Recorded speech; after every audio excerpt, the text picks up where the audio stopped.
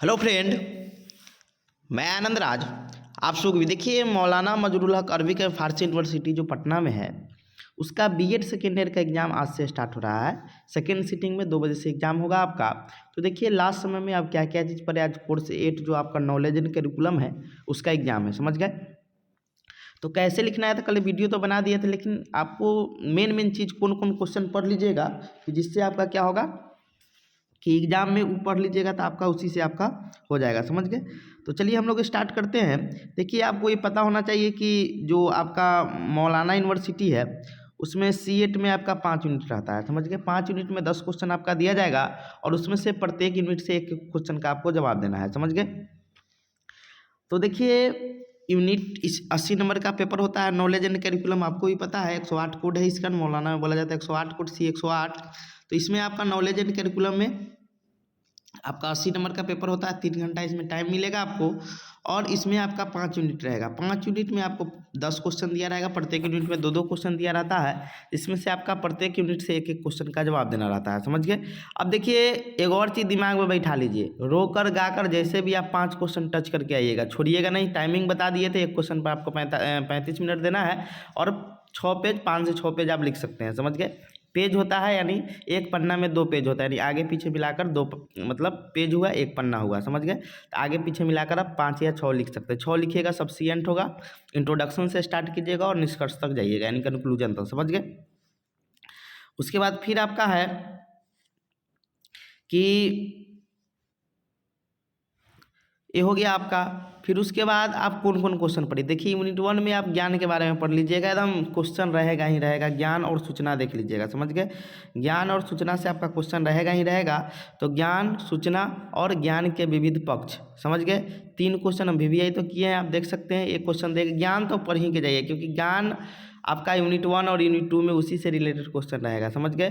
तो यूनिट 1 में आप ज्ञान और ज्ञान क्या है, ज्ञान और सूचना में क्या अंतर है, इसको देख लीजिएगा, आएगा आपके एग्जाम में। और ज्ञान के विविध पक्ष क्या है, समझ गए। एक क्वेश्चन पढ़ लीजिएगा, आपका एग्जाम में रहेगा, समझ गए।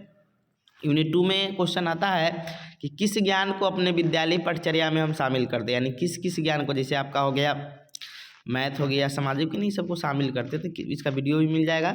और दूसरा ज्ञान का कौन कौन प्रकार है और वर्गीकरण है, समझ गए। तो ये सब पढ़ लीजिएगा, यूनिट 2 में आपका क्वेश्चन रहेगा ही रहेगा, समझ गए। तीसरा यूनिट में आपका पाठ्यक्रम से रिलेटेड रहता है। कोर पाठचर्या हो गया आपका, ये आपका पाठ्यक्रम के सिद्धांत कौन कौन सब है, ये सब पूछा जाता है, समझ गए। और पाठ्यक्रम निर्माण में केंद्र सरकार और राज्य सरकार की क्या भूमिका है, इतना देख लीजिएगा यूनिट 3 में, समझ गए। यूनिट 4 में आपका विविधता से रिलेटेड रहता है, कौन कौन पाठ्यक्रम के निर्धारक होते हैं, या NCA वगैरह भी पूछ दिया जाता है, समझ गए। तो कहने का मतलब क्या हुआ कि इसमें आपका आ जाएगा कि कौन कौन पाठचर्या का निर्धारक है, समझ गए। आपका राजनीतिक आधार पर भी होता है, सामाजिक आधार पर भी हम लोग करते हैं निर्धारक, समझे। ये सभी निर्धारक होता है आपका। आर्थिक आधार भी है। और यूनिट 5 जो है उसमें आपका उपागम आ सकता है। पाठ्यक्रम के उपागम कौन कौन है, समझ गए। पाठ्यक्रम पठचर्या में क्या अंतर है, समझ गए। ये सब आता है, अंतर पढ़ लीजिएगा, समझ गए। फिर उसके बाद आप देख लीजिएगा